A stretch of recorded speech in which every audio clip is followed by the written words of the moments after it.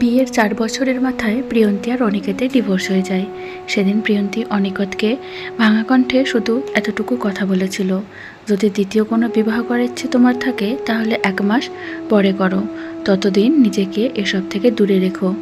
অনিকেত সেদিন শেষবারের মতো চেয়েছিল প্রিয়ন্তী সব ভুলে আবারও আগের মতো তাকে আঁকড়ে ধরবে ভালোবাসার চাদরে। কিন্তু প্রিয়ন্তীর মুখে এমন কথা শোনার পর অনিকেতের মনে জেগে ওঠা সব আশা নিভে গিয়েছিল।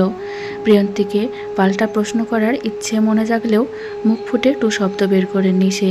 প্রিয়ন্তী অনিকেতকে একঠায় চুপ করে বসে থাকতে দেখে ঘুমন্ত অন্তির দিকে এক পলক দেখে আর কোনো কথা না বলে আড়ালে চোখে জল ফেলতে ফেলতে বেরিয়ে এসেছিল তার স্বামী অনিকেত এর বাড়ি থেকে নিজের বাবার বাসার উদ্দেশ্যে। ৪ বছর আগে প্রিয়ন্তী আর অনিকেতের প্রেম করে বিয়ে হয়। অনিকেত আর প্রিয়ন্তী একে অপরকে ভীষণ ভালোবাসত, একে অপরকে রেসপেক্ট করত প্রতিটি বিষয়ে। দুজনের মাঝে খুনসুটি ছিল অন্যরকম ভালো লাগার। বিয়ের পর থেকে এমন কোনো রাত কাটেনি যে রাতে অনিকেত প্রিয়ন্তীকে ছাড়া অন্য কোথাও রাত কাটিয়েছে বা প্রিয়ন্তী তার বাবার বাসায় থেকেছে।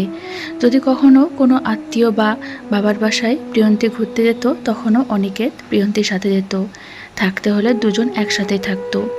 বিয়ের ২ বছরের মাথায় অনিকেত আর প্রিয়ন্তী ভেবেছিল এবার তাদের ঘরে নতুন মেহমানের আগমন করানোর সময় এসে গেছে। অনেকবার অনেকভাবে ট্রাই করার পরেও প্রিয়ন্তী কিছুতে কনসিভ করতে পারছিল না। পরবর্তীতে ডাক্তার দেখালে দুজনের সম্পূর্ণ চেক আপ করানোর পর ধরা পড়েছিল প্রিয়ন্তীর শারীরিক কিছু প্রবলেম থাকায় ও কখনো মা হতে পারবে না। প্রতিটি স্বামী বাবা হতে চায় যেমন তেমনি প্রতিটি স্ত্রীও মা হতে চায়। নিয়তির লিখনে যখন সেই ক্ষমতা স্বামী বা স্ত্রীর মাঝে থাকে না তার জন্য তাদের কোনো হাত থাকে না। তাই অনিকেত সে সময় প্রিয়ন্তীকে মেন্টালি সাপোর্ট করেছিল। প্রিয়ন্তী সেবার আরও ভালোভাবে বুঝতে উঠতে পেরেছিল অনিকেতকে ভালোবেসে সে কোনো ভুল করেনি। প্রবলেমের সময় যে মানুষটি আপনার পাশে ছায়া হয়ে দাঁড়াতে পারে একমাত্র সেই আপনার ভালোবাসা পাওয়ার যোগ্য। প্রিয়ন্তী একা একা ভীষণ ডিপ্রেসড ফিল করছিল, তাই ওর একজন সঙ্গী লাগবে এমনটা অনিকেত যখন বুঝতে পেরেছিল তখন সে প্রিয়ন্তীর সাথে কথা বলে বাচ্চা দত্তক নেওয়ার সিদ্ধান্ত নেয়। প্রিয়ন্তী প্রথমে বিষয়টা নিয়ে নারাজ থাকলেও পরে অনিকেতের কথায় রাজি হয়ে যায়। সেদিনই অনিকেত আর প্রিয়ন্তী একটা ফুটফুটে ৩ বছরের মেয়ে সন্তান দত্তক নিয়ে আসে আর তার নাম অনিকেত প্রিয়ন্তী নামের সাথে মিল রেখে অন্তি রাখে। অনিকেত আর প্রিয়ন্তীর চোখের মণি হয়ে ওঠে অন্তি। কেটে যায় আরও ১.৫ বছর। অন্তির বয়স ৪ বছরে পড়েছে।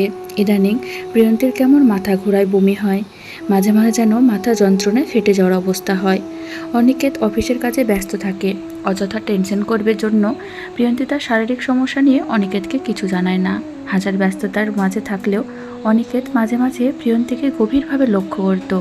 প্রিয়ন্তীর চেহারা যেন দিন দিন ফ্যাকাশে বর্ণ ধারণ করছে, চোখের নিচে কালি পড়ে গেছে। অনিকেত প্রিয়ন্তীকে এ বিষয় নিয়ে জিজ্ঞাসা করলে প্রিয়ন্তীর নানান বাহানা দেখিয়ে তা কাটিয়ে দিত। ২ মাস এভাবে কাটিয়েই দেওয়ার পর অসুস্থতা ধীরে ধীরে বাড়তে থাকে। তখন প্রিয়ন্তী ঠিক করে একাই যাবে ডাক্তার দেখাতে। চেক আপ করে আসার পরে অনিকেতকে তার সমস্যার কথাও জানাবে। অবশেষে সময় করে অন্তিকে নিয়ে প্রিয়ন্তী ডাক্তারের কাছে আসে। সমস্ত পরীক্ষা করার পর ডাক্তার রিপোর্ট দেখে প্রিয়ন্তীর কোলে থাকা মিষ্টি মেয়েটার দিকে একবার তাকিয়ে দীর্ঘশ্বাস ছেড়ে প্রিয়ন্তীকে উদ্দেশ্য করে বলে, আপনার কিছু হয়ে গেলে এই ছোট বাচ্চাটাকে সামলানোর মতো দায়িত্ববান কেউ কি আছেন? ডাক্তারের মুখে এমন কথা শুনে প্রিয়ন্তীর বুক ধক করে কেঁপে ওঠে। মনে হচ্ছে রিপোর্ট হয়তো ভালো কিছু জানান দিবে না, তাই হয়তো ডাক্তার তাকে এমন প্রশ্ন করছে। প্রিয়ন্তী অন্তির মাথায় হাত বোলাতে বোলাতে বলে, আমার কিছু হয়ে গেলে ওকে ভালোবেসে আগলে রাখার জন্য আমার স্বামী অর্থাৎ ওর বাবাই যথেষ্ট। প্রিয়ন্তীর মুখে এমন কথা শুনে ডাক্তার এতটুকু বুঝতে পারলেন যে তার আজকের পেশেন্ট মন থেকে যথেষ্ট শক্ত আছেন। তাই তিনি আর কোনো চিন্তাভাবনা না করে শান্ত কণ্ঠে প্রিয়ন্তীকে উদ্দেশ্য করে বলেন, মিসেস প্রিয়ন্তী আহমেদ, জানি না কথাগুলো বলার পর আপনার মনের অবস্থা কেমন হতে পারে, তবে একজন ডাক্তার হিসেবে আমায় আমার পেশেন্টকে সমস্ত সত্যি কথা খুলে বলাই উচিত। প্রিয়ন্তী তার মুখে জোরপূর্বক হাসি ফুটিয়ে বলে, বলুন, সমস্যা নেই। আপনার মাথার বাম পাশের অবস্থা ভীষণ খারাপ। অনেক পূর্বে আপনার মাথায় ছোট ছোট কিছু টিউমারের সৃষ্টি হয়েছিল, কিন্তু প্রাথমিক অবস্থায় আপনি হয়তো মাথা যন্ত্রণাকে সেভাবে গুরুত্ব দেননি, তাই এই টিউমারগুলোর আকার বড় হয়ে তা এখন ক্যান্সারে পরিণত করেছে। আমাদের কাছে কিছু কিছু রোগের কোনো চিকিৎসা থাকে না যা দ্বারা আমরা রোগীকে সুস্থ করে তুলতে পারি। তার মধ্যে এই ক্যান্সার একটি। ক্যান্সার এর রোগীকে অনেক অর্থ খরচ করে উন্নত মানের চিকিৎসা দ্বারা বড়জোর 1 বছর বাঁচিয়ে রাখা সম্ভব হয়, তার বেশি নয়। কিন্তু আপনি অলরেডি লাস্ট স্টেজে চলে এসেছেন, তাই আপনাকে আর কোনো চিকিৎসা দ্বারাই সুস্থ করে তোলা সম্ভব নয়। আপনার হাতে আর সর্বোচ্চ 3 মাস সময় আছে। এতটুকু বলে ডাক্তার থেমে যান। ডাক্তারের চোখে মুখে বিষণ্ণতার ছাপ স্পষ্ট। প্রিয়ন্তী অন্তির দিকে একবার তাকিয়ে নিজের দৃষ্টি অন্যত্র ঘুরিয়ে নিয়ে আড়ালে কয়েক ফোঁটা চোখের জল ফেলে। ছোট্ট অন্তি ডাক্তারের বলা প্রত্যেকটা কথা মনোযোগ সহকারে শ্রবণ করেছিল, কিন্তু এত কঠিন ভাষায় বলা কথাগুলোর অর্থ সে বুঝে উঠতে না পারায় প্রিয়ন্তীর দিকে তাকিয়ে আধো আধো কণ্ঠে বলে, মাম্মাম, তুমি কাঁদছো কেন?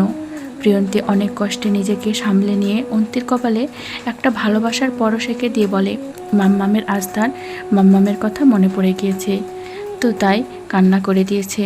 অন্তি তার ছোট্ট ছোট্ট হাতে প্রিয়ন্তী চোখে পানি মুছে দিয়ে বলে, কেঁদো না মাম্মাম, পাপাইকে বলে তোমাকে তোমার মাম্মামের কাছে নিয়ে যাব। ডাক্তার তাদের মা মেয়ের এমন ভালোবাসা দেখে মনে মনে আরও বেশি আপসেট হয়ে যান।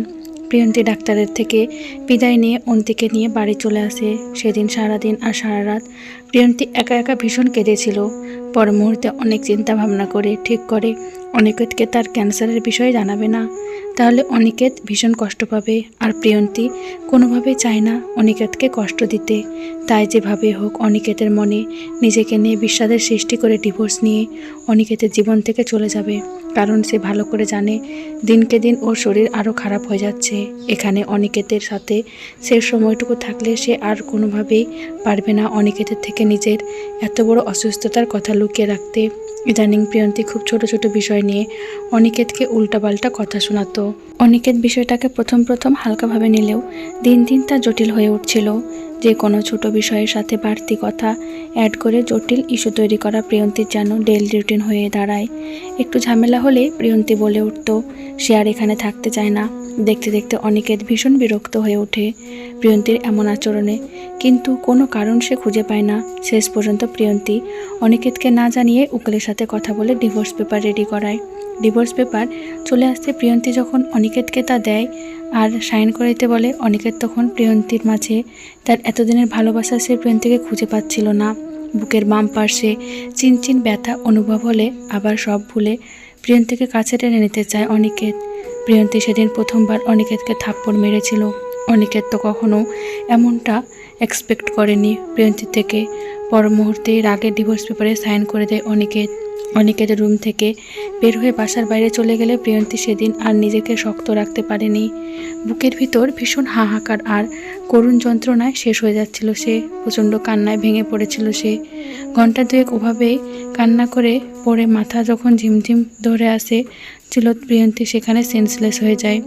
অনেক সময় কেটে যাওয়ার পর সেন্স ফিরতেই ঘড়ির দিকে তাকিয়ে যখন দেখে রাত 12টার বেশি বেজে গেছে, কিন্তু অনিকেত এখনও বাসায় ফেরেনি।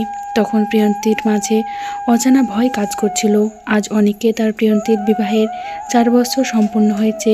এই 4 বছরের সম্পর্কে আজই প্রথম রাত যে রাতে অনিকেত আর প্রিয়ন্তী একসাথে নেই, আর কখনো একসাথে থাকতে পারবে না।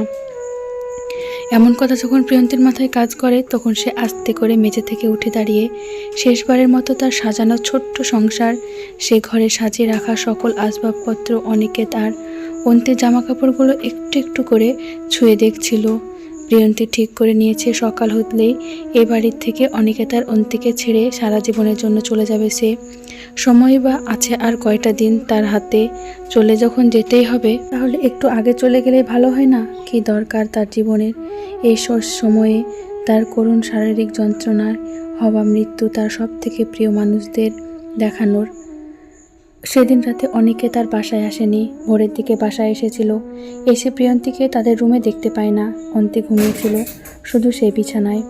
অনিকেত একটা দীর্ঘশ্বাস ছেড়ে অন্তির পাশে গিয়ে শুয়ে পড়ে। অন্তির কপালে একটা ভালোবাসার পরশ এঁকে দিয়ে চোখ বুজে নেয়। ঘুম আজ তার চোখে ধরা দিচ্ছে না। মনে পড়ছে প্রিয়ন্তীর সাথে কাটানো তাদের গভীর ভালোবাসাময় মুহূর্তগুলোর কথা।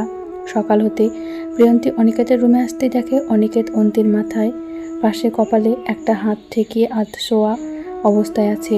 প্রিয়ন্তী নিজেকে শক্ত করার চেষ্টায় ব্যর্থ হয়ে পর মুহূর্তে অনিকেতের দিকে তার সাইন করা ডিভোর্স পেপারটা এগিয়ে দিয়ে ওই কথাটি বলেছিল, কেটে যায় প্রায় 15 বছর 2 মাস। অনিকেত অন্তিকে নিয়ে দাঁড়িয়ে আছে প্রিয়ন্তীর কবরের পাশে। বাবা মেয়ে দুজনের চোখ দিয়ে অঝোর ধারায় জল গড়িয়ে পড়ছে। অন্তি চুপ ছিল। অনিকেত বলে ওঠে, তোমাকে ভুল ভেবেই কাটিয়ে দিয়েছিলাম ওই একটা মাস। তুমি আমাদের থেকে এত বড় সত্য লুকিয়ে নিজের মাঝে পাহাড় সমান যন্ত্রণা নিয়ে চলে গিয়েছিলে। এতটুকু বোঝার সুযোগ দাওনি, এতটাই কঠোর বানিয়েছিলে নিজের জীবনের শেষ সময়টাতে নিজেকে। সত্যি আমি একজন ভালোবাসার মানুষ হিসেবে ব্যর্থ পুরুষ, যে তার ভালোবাসার মানুষটির উপরে রূপ দেখেছিল, শুধু ভিতরটা যাচাই করেনি। 1 মাস পর যদি তোমার লেখা ডায়েরিটা না পেতাম, তাহলে হয়তো সারাটা জীবন তোমাকে ঘিরে একটা ভুল ধারণা নিজের মধ্যে পুষে রাখতাম। আমাকে ক্ষমা করে দিও প্রিয়ন্তী। তোমার শেষ সময়টাতে আমি তোমার পাশে থাকতে পারিনি, তোমাকে শেষবারের মতো দেখার সুযোগও পাইনি।